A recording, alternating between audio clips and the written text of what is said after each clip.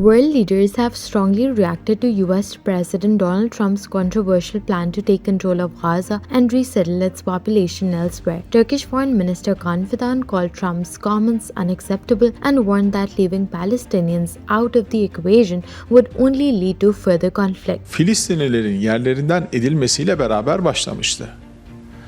Şimdi biz bu sorunu kalıcı olarak çözmek için Filistinlilere bulundukları topraklar üzerinde devlet hakkı tanınsın, iki devletli çözümle artık bu ihtilafa, bu çatışmaya bir son verilsin fikrini savunurken tam da bunun aksine başka bir teklifle gelmek aslında tarihi iyi okumamak demektir. Egypt, while not directly addressing Trump's plan, called for the swift reconstruction of Gaza and emphasized that Palestinians should not be forced to leave their land. Egypt's Foreign Minister Badr Abdelati stressed the importance of empowering the Palestinian Authority to govern Gaza as part of the occupied Palestinian territories.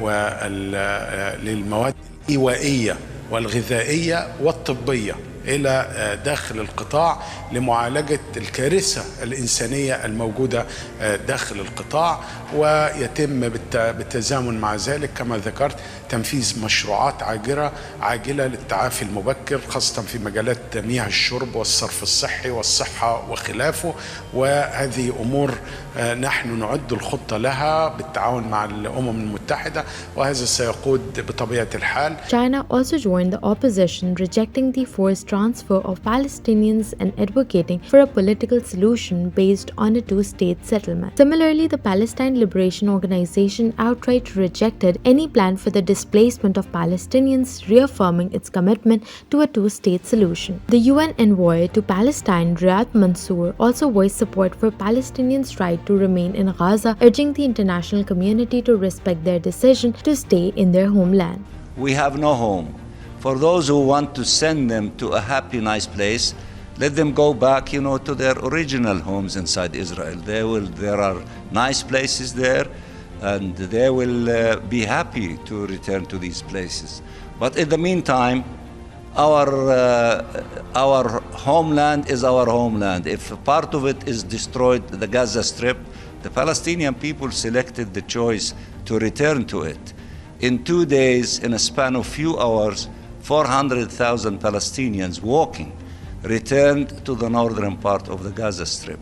I think that we should be respecting the selections and the wishes of the Palestinian people. Democratic U.S. Representative Rashida Tlaib criticized Trump's proposal as part of a broader agenda of ethnic cleansing, accusing Congress of enabling this through continued support for Israel. Australia's Prime Minister Anthony Albanese reaffirmed his country's support for a two-state solution, emphasizing that any proposal to control Gaza contradicts Australia's long-standing position. Well, I've said before that I don't intend to have a running commentary on the President of the United States' statements. When it comes to our position, we have not received any request regarding the rebuilding of Gaza. What we have said, though, clearly, we've supported a ceasefire, we've supported hostages being released, and we've supported aid getting into Gaza.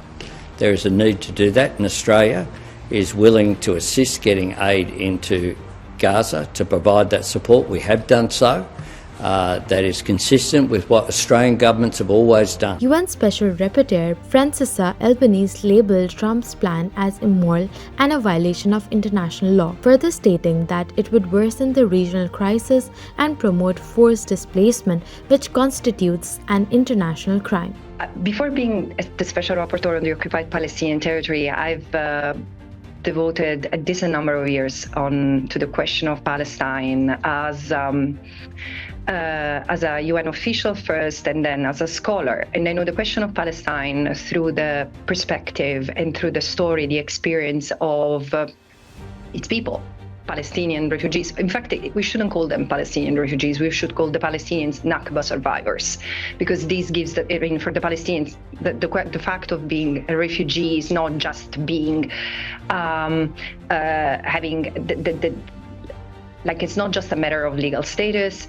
it's a matter of having been deprived of a homeland that, as Edward Said used to say, existed one day and is no more. Germany's Foreign Minister Annalena Baerbock and French Foreign Minister Christophe Lemoyne echoed similar sentiments, calling any expulsion of Palestinians from Gaza unacceptable and in violation of international law. Amnesty International condemned the proposal with Executive Director Paul O'Brien, asserting that such a move would tantamount to destroying them as a people. In contrast, Israeli Prime Minister Benjamin Netanyahu expressed cautious support for Trump's idea, claiming it could change history. Hamas, on the other hand, condemned the plan, calling it an expulsion of Palestinians and a recipe for regional chaos.